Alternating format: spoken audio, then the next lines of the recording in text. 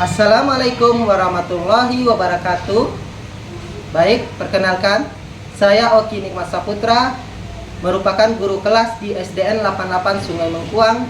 Baiklah, dalam video kali ini saya akan berbagi praktik baik mengenai kegiatan P5, yaitu proyek penguatan profil pelajar Pancasila, dengan program yaitu kurangi sampah plastik dengan pembuatan posko di kelas 6 SDN 88 Sungai Mengkuang. Selamat menyaksikan. SDN 88 garis miring 2 Sungai Mengkuang terletak di Kecamatan Rimbo Tengah, Kabupaten Bungo, Provinsi Jambi. Sekolah ini berada di lokasi kilometer 6 Jalan Lintas Bungo Bangko, dengan lingkungan sekolah yang cukup luas, yang mana sekolah ini tergolong sekolah dasar yang jumlah muridnya cukup banyak di kabupaten dengan jumlah murid 457 orang.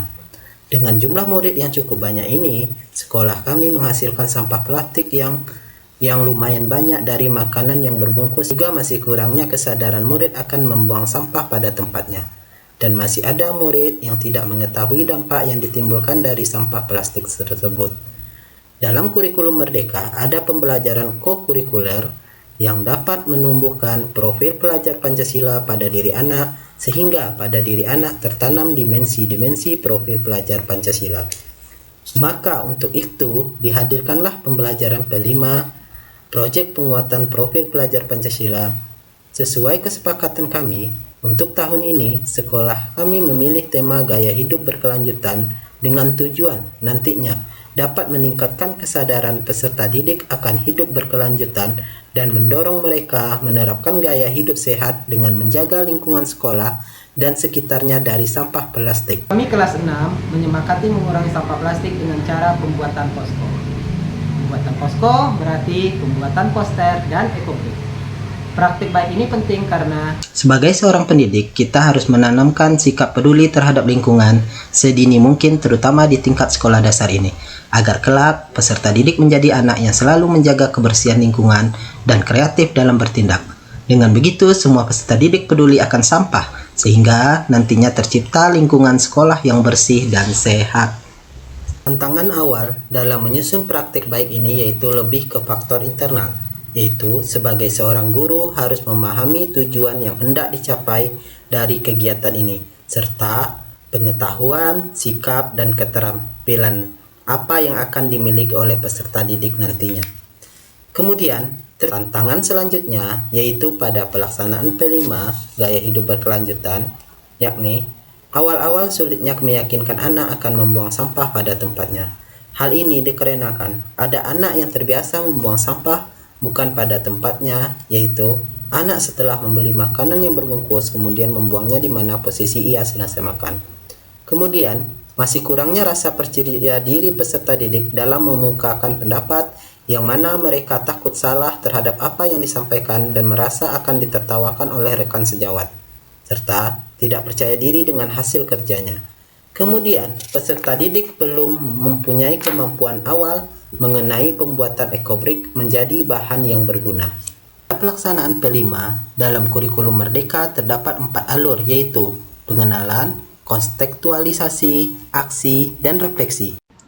Untuk menjawab tantangan dalam diri, maka sebelum melaksanakan pembelajaran, saya bersama rekan guru menyusun modul ajar dengan 16 kali pertemuan pembelajaran. Pada tahapan pra pembelajaran P5, saya berbincang-bincang dengan peserta didik mengenai sampah plastik dan melakukan pengamatan mengenai lingkungan sekolah tentang sampah plastik.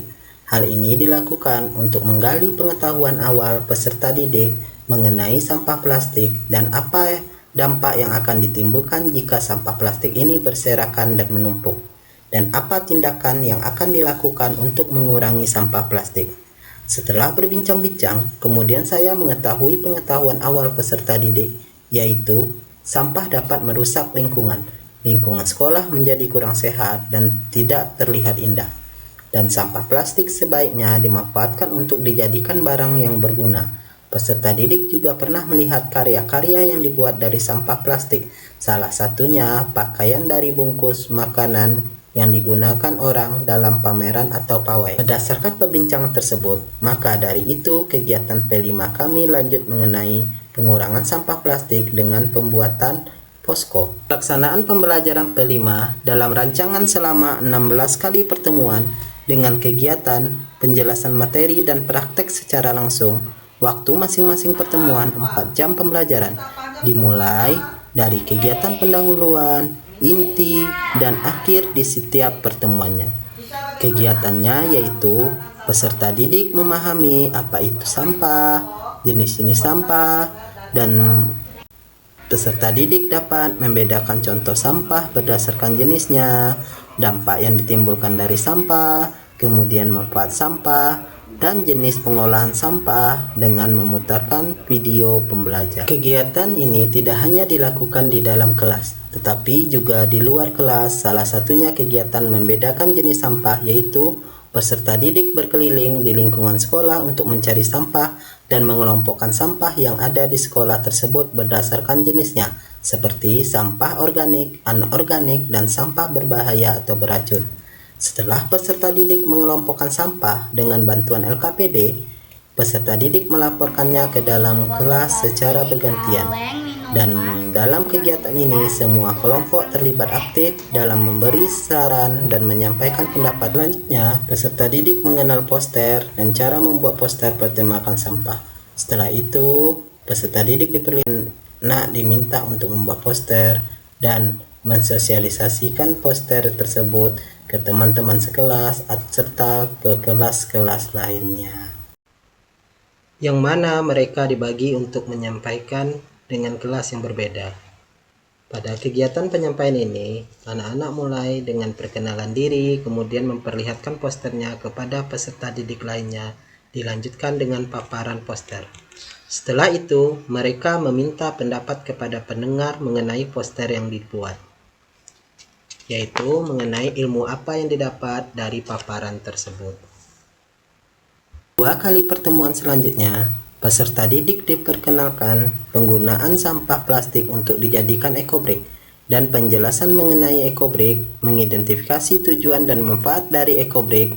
Selanjutnya, menjelaskan alat dan bahan pembuatan ekobrik serta cara pembuatan ekobrik dengan menggunakan video pembelajaran.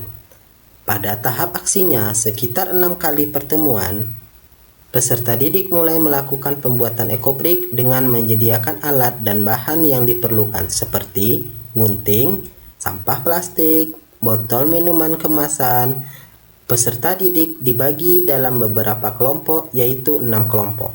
Peserta didik membuat ekobrik dengan menyediakan botol plastik, kemudian mengumpulkan sampah plastik dan sampah plastik yang kotor. Pertama kali mereka cuci, kemudian dikeringkan. Setelah itu sampah plastik dipotong-potong dengan menggunakan gunting. Setelah dipotong, sampah tersebut mereka masukkan ke dalam botol dan kemudian agar padat mereka menekankan sampah plastik tersebut menggunakan kayu. Berikutnya, peserta didik mulai ekobrik, menjadikannya pagar pojok baca serta meja bundar yang digunakan sebagai hiasan pojok baca kelas dengan bahan menggunakan isolasi. Setiap akhir pertemuan, saya meminta peserta didik melakukan refleksi terhadap pembelajaran, dan hasilnya mereka senang karena peduli akan sampah plastik dan sampah plastik bisa diolah menjadi bahan yang berguna. Dan dari paparan di atas, hasil yang didapat yaitu cukup efektif dan tujuan pembelajaran dapat tercapai dengan baik. Pembelajaran yang didapat dari pelaksanaan praktik baik ini yaitu dengan mendengarkan suara murid, maka pembelajaran akan berjalan dengan baik serta murid merasa tidak bosan dalam proses pelaksanaan pembelajaran.